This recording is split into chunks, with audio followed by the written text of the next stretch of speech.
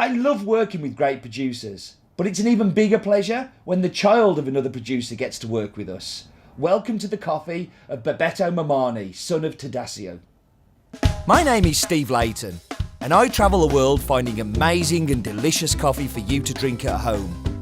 Some make coffee difficult to understand and complicated, but here it's my job to make it easy and fun and tell you what's in my mug. So this week's coffee comes from Bolivia and from Bebeto Mamani, and it's a washed Caturra. The name of this producer may sound a little familiar. Bebeto, or Beto for short, is the son of the legend that is Tadasio Mamani. Tadasio, who owns Canton de Uinese, which is a farm we've worked with since 2012. I also made him wear a Sunderland shirt. I'm really sorry, but if I'm suffering, everybody else has to suffer. His farm is located in 18 de Mayo, which is a municipality of Caranavi and part of Canton Uinese. Lots of farms can be called a variation of these names because everybody has a different name for where they're living. It's not like, you know, oh, I live in Stafford. It can be Canton Uinese, it can be Belinda, it can be all sorts of things. This is the fourth year that Bebeto has grown his own coffee under his own guardianship. And it's the second year that he's been processing it himself. It's kind of like his dad letting go, letting him kind of learn. And he's actually doing a really good job. It's the kind of results you expect from the Mamani family. They are skilled coffee producers. Even though they are just, that's all they do. It's their full-time job and it's all of their income. They're so committed to try and make it better. Every year, all of the family are keen to show me the work that they're doing on the farms to just try and make it better. This coffee is a mixture of red and yellow Typica, Caturra and Catai. Because it's a small farm, he doesn't separate those varietals out. And unlike a lot of the coffees that we buy from Bolivia, like Tadasio, Bebeto uses a depulper on the farm that removes the cherry. And then the coffee goes through a dry fermentation of around about 16 to 18 hours. And then he runs it through the scrubber again to remove the final parts of the mucilage, which that's a kind of little bit of an unusual thing. It's not the norm, but it's something that they've developed themselves. And Bebeto then moves it to African beds, which just raised beds to dry it, which it dries in around about 7 to 9 days. The picking method that they use is called AN, and that's same as Tadasio uses on Canton Uinese. And this method is basically not stripping, but picking, selectively picking.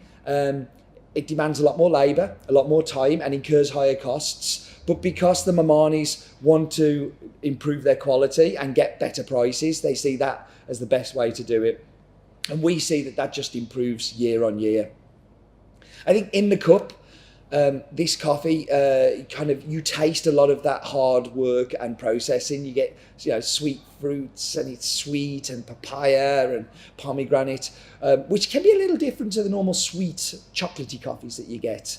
But it does have that chocolate taste, but it tends to come at the end and just lingers around as an aftertaste. I'm really looking forward to tasting this one this week.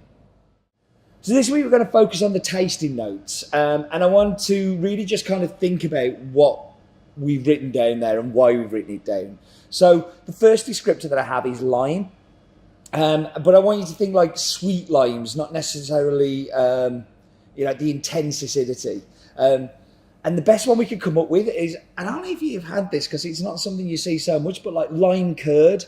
So kind of like lemon curd, but with limes. So that kind of creamy, sweet jamminess, but also it definitely has that lime flavour. And it has a tropical fruit finish to it. So again, what we were thinking were things like pineapple cubes, the sweets that you can get. I haven't had pineapple cubes for years, actually. And raspberries. So kind of like that really kind of complex kind of fruit thing going on. And on the end, the descriptor we all ended up agreeing on was trifle. So creamy, thick, but all of that fruity notes that are in there and all of that jammy notes that are in there, just kind of like trifle seem to fit it really well. Now, all of these things are always about perception. This is what we perceived. I'd love to hear what you perceived. So if you want to drop me an email or Twitter or an Instagram, or as normally a brick through the window, just to tell me what you think. I'd be really keen to hear. So I thought this week we could talk about Bolivia as a coffee producing country. I know we've done a lot of this, but actually it's kind of just time to recap. You may have noticed I've absolutely fallen in love with Bolivia. I've been every year since 2006, and it's somewhere that I kind of absolutely adore visiting. The people, the altitude, the breathtaking nature, literally breathtaking at some of those altitudes, and their coffee history, but also the quality of coffees that we can find in the cup. It's a taste profile that I think is very distinct, and that's quite hard to find in a country. You know, I really only kind of put Ethiopia and Kenya in those things that have that cup profile that's very undeniably Bolivia. It is a commercially viable coffee exporting country, but its production has always been the smallest. It is the smallest member of the ICO, which is the International Coffee Organization. But the conditions for growing are phenomenal, but challenging. They have a very rich history of agriculture and farming on very difficult terrain. Back in 1991, there was a government-led initiative to encourage the indigenous population to participate in coffee farming. But what this did, it led to a fractured system, which was counterintuitive to quality.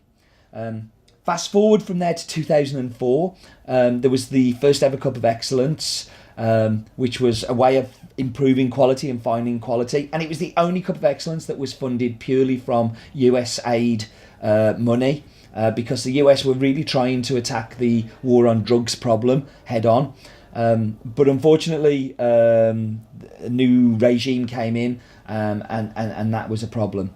But the main problems for producers was, and to some extent still is, that they're unable to make enough money to be sustainable as coffee farmers. To subsidise their income, they look at other crops, which unfortunately falls to coca, which is used in the production of cocaine, which is legal to grow in Bolivia. It's illegal to turn it into cocaine, but it's legal to grow coca. It's actually a custom that you will chew leaves, and I've indulged in said leaves and they taste horrible, but for some people it's kind of like having a cup of coffee to them. And coca is 4 times more profitable, so you can get 4 harvests from it. It's much easier to grow than coffee, and sadly it's left to coffee producers turning their back on coffee and abandoning their farms and set up coca farms. And coca farms involve lots of chemicals and fertilizers that are not good for the soil. And in a conversation with a producer who had experience of growing coca, after 10 years the land pretty much becomes overworked and infertile, and they can't then go back to growing coffee after that, because it's such a high production crop. It takes everything out of the soils. But the Bolivian government have been supporting growing coca after falling out with the USA, and have really encouraged producers, which has seen this rise. In fact, Evo Morales, who is the president, is actually a former coca grower himself. So, you know, he was also a leader of the Coca Growers Association. So he has a little bit of a vested interest too. But this has resulted in a little bit of a disconnect between coffee growers and the coffee growing, coffee buying community. So that was my little bit of history on coffee growing in Bolivia. So we've already focused on the tasting notes of this coffee. So I've told you what it's going to taste of. I'm hoping that this brew does taste of it. I'm sure it will, but yep. So that lime curd mixed with pineapple cubes.